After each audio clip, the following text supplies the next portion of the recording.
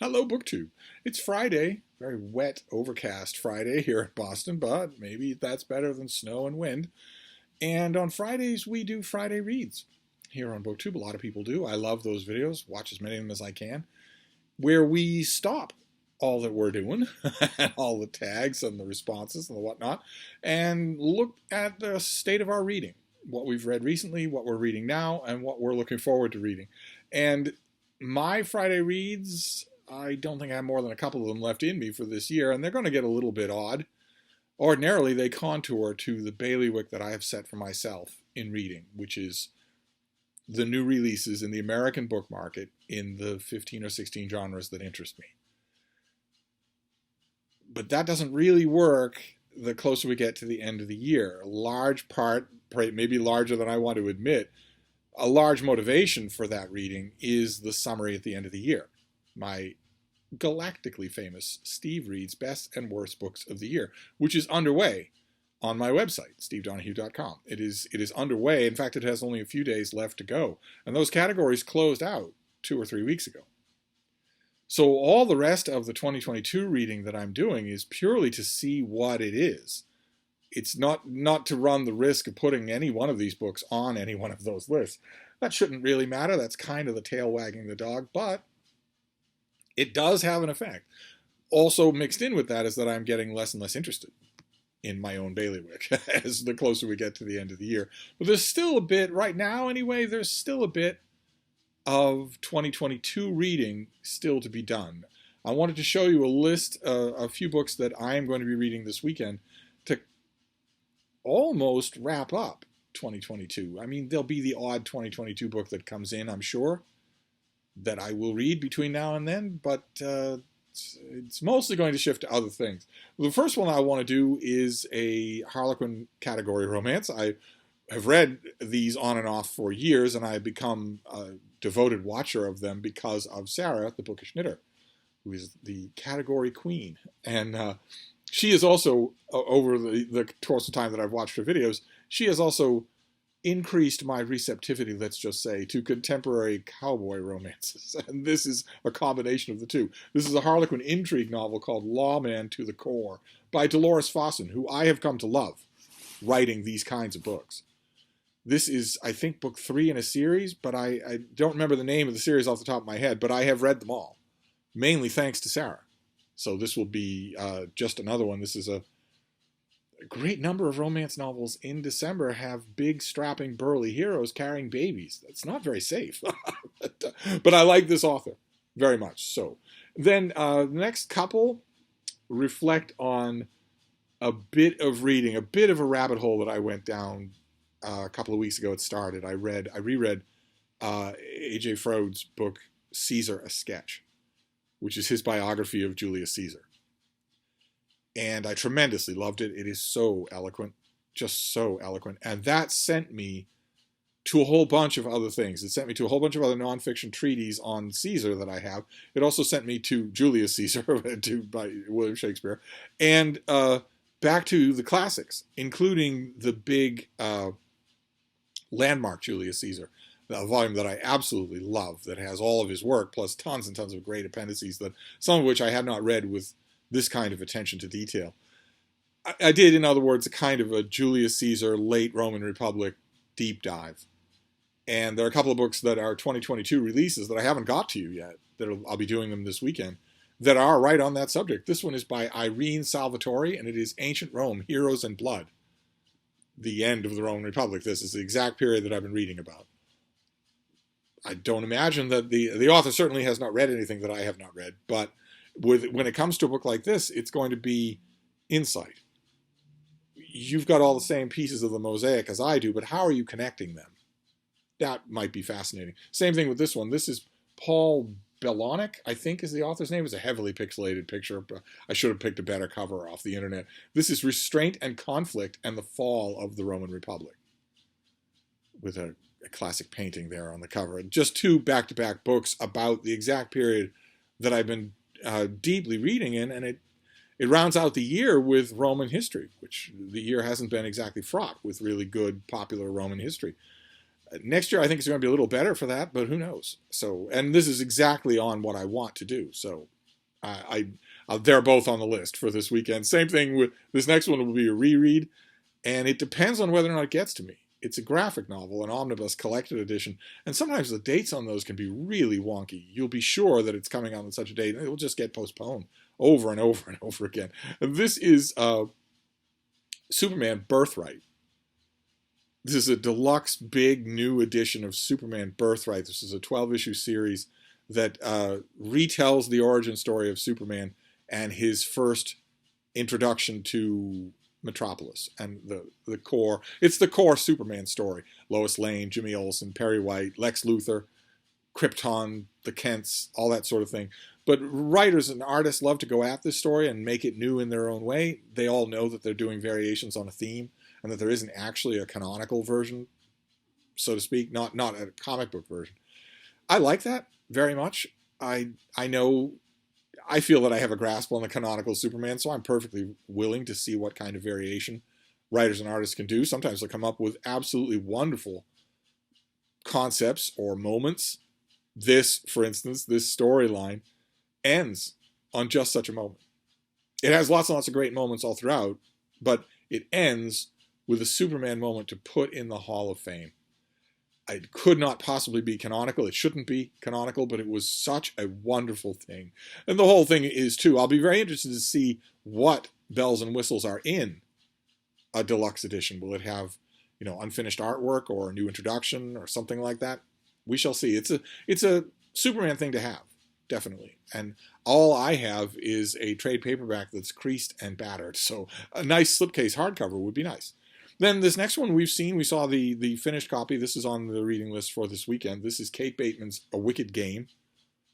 What is this? The Ruthless Rivals series. Two families that have been at each other's throats for centuries, but their young people keep falling in love. When I got the physical copy in the mail, I remembered that I really liked the series and thought I had one of the books. I have both of the earlier ones and have loved them both. I just haven't got to this one yet. It's on the list for this weekend. Then ambitious historical novel that I somehow did not come across. Now I have to read it. I'll read it this weekend or early next week. This is by Anchal Malhotra, and it is The Book of Everlasting Things. It's a historical novel set, I think, in India 100 years ago. It's set in the 1930s, in which I think a Hindu perfumer falls in love with a Muslim cartographer or calligrapher. And there's a clash of faiths, a clash of cultures. The time period also makes that very volatile, but at the heart of it is a love story. Sounds fascinating. It all depends, as does everything else with the execution. Then we have something for the gays. You got to have something for the gays. This is by Joe Bauman, and it is I Know You're Out There Somewhere. Kind of an unconventional gay cover for self-published. I'm assuming this is self-published. This is, if I remember correctly, this is a story about a young guy, whose life is completely content. It's completely even keeled. He's good looking. He has a good looking girlfriend. He has the love of his family and his friends. He knows what he wants to do. And then he starts to feel, out of the blue, sexual attraction for another man. And we'll have to see. In the best case scenario for this novel, the author will just chase that wherever it goes. Set up your world, set up your characters, and then disrupt it. And then honestly follow what happens. Don't add any MacGuffins, no miraculous road to Damascus moments. Just set up your characters, set up your world, and then throw a monkey wrench in and follow it according to the rules of the world that you've already set up. That can be fascinating. It's also fascinating, I might add, to write that kind of a book. I wrote that kind of a book once for, I think it was NaNoWriMo a couple of years ago. I wrote a romance novel in which a Marchioness, a middle-aged noblewoman in England in the 19th century, her husband is dead, she is a widow, she's gone through her widow's year, and is not really, she's a little bit older, she's not really thinking about marriage. She has all of her property outright in her own name, steady source of ample income. In other words, her world is just like this main character's, totally settled. And then She falls in love with a teenage boy. And it's not an, oh, I'm fond of him kind of love. It's a passionate, personal, and sexual kind of love. And in the time period, you would never know it from Regency romances that are written today, but in the time period, that could not possibly happen. And I knew that, but I wanted it to happen. So I set that world up, had that happen, and then actually just, I was at the kitchen table with my character thinking, well, how do we make this happen? Is there a way? Is there any way to get a happy ending out of these circumstances? That's fun. We'll see if that happens in this book. And then the next one is a historical murder mystery series. I love this, the Malabar House series. This is by Vaseem Khan. This is the latest one, The Lost Man of Bombay. I don't remember how many books are in this series so far, 3 or 4, I think. But they are wonderful. Totally evocative of period detail and fairly well-constructed whodunits. So this is late getting to me. I wish that it weren't. I'm late getting to it, late realizing it. So it has, like I mentioned, it has no place on my year's best mystery list.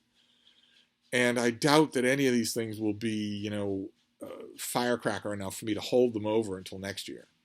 I don't view that as likely in many cases. And this next one is Craig Bartholomew. This also follows a rabbit hole, a more recent rabbit hole, that ancient Rome, specifically the Advent, domination, and then fall of Gaius Julius Caesar. That was a rabbit hole from a few weeks ago that still has residue left. There's a more recent one. I've been reading the Bible a lot lately. I had no idea, specifically concentrating on the book of Exodus, but with plenty of digressions into Genesis and Leviticus. And then I came across this thing, and I definitely want to read it. This is Craig Bartholomew's book, The Old Testament and God. This is the question of the origin of the concepts of God, how the concept of God has changed, whether or not the concept of God, I'm pretty sure this book deals with whether or not the concept of God is true. It could be. I don't know. I would hope that this book would not waste my time with that. I would hope that this book will not waste my time with making fact claims. If it makes faith claims, then I am here all day long. I will read it right to the index and then reread it. I don't want it to make fact claims about the gods of the Old Testament and whether or not they actually exist in the real world, in the same real world that has internal combustion engines and vaccines and, space stations and whatnot. I'm hoping that this book doesn't waste any time on that. I'm hoping this is just exegesis. That would be great. I am definitely in the mood for that. So we'll see. Then this next one's another romance. This is self-published, I believe. It's by Violet Hamers. And it's called The Duke Gets Even. Nice red-themed cover there. Even the family portrait in the back is in red. Nice classic Regency cover. There was an author. It wasn't Violet Hamers. It was somebody I know a lot better. Was it Joanna Shupe? Did a book called The Duke Gets Even, but that's a familiar modern Regency title. It doesn't matter to me what the title is. We'll just see. I am cleaning up. Basically, I am batting cleanup for the year 2022. These are the books in this video, and maybe another one. Maybe I'll do another one. Are the last 2022 books that I will read this year. I can't speak for anything that will come out as a paperback copy down the line anywhere or reprinted. And then the last one is an annotated edition that I did not get to in the course of the year, and I'm kind of kicking myself for that. This is edited by Nicholas Frankel, and it is the critical writings of Oscar Wilde in an annotated edition that will tell you where he got the work, who he knew, what he got for it, when he turned it in. It'll identify and explain the books that he's writing about and why he's writing about them. Because Wilde, like I mentioned, I think yesterday, no matter how big you hit it in the world of literature, if you have ever had a birth where you knew an editor and you could write, 1,000 words or 2,000 words or 800 words about some new book, you're getting the books anyway. Once you become Oscar Wilde, once you become a name in the literary world, you're getting review copies anyway, either from your old editor, who'd love to have a piece from you because now that you're known, it would really help circulation, or from publishers who just know where to send books to you and are hoping for a blurb or something. Any kind of notice would be good once you get that way. And Wilde did that for the whole of his life. And I'm not all that big a fan of his fiction. I know that's wrong of me, but that penny just hasn't dropped. I've never really His fiction, anything that he just straight up makes up, has never really done it for me. But I've read biographies of the man, and therefore letters, and also lots of criticism, and that I tend to like. So, and it's in a case like this, where I don't know the material really well, that I'll really appreciate a well-done annotated edition. We'll see if this is well done. In order for an annotated edition to be well done, it has to be both thorough and non-intrusive. You can't be pulling at my elbow every single minute. The text is still the most important thing. But you've got to anticipate if I have a question and be right there with the answer, instead of being all cagey about it or simply not acknowledging that you need an answer. I notice that even when I don't need any annotation. When I'm reading, some new edition of a novel by Anthony Trollope or something like that, and somebody names a kind of horse-drawn cart, a phaeton, in the book, in the text, somebody does that, and even though the text is elaborately annotated, the annotating editor saw that and went right over it. Oh, surely everybody knows what that is. That's bad.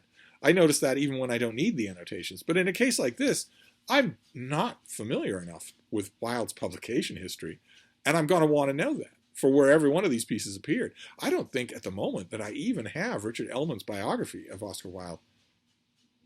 I should definitely have that, but I don't think I do. It's one of the great biographies of the 20th century, and I don't think I have a copy.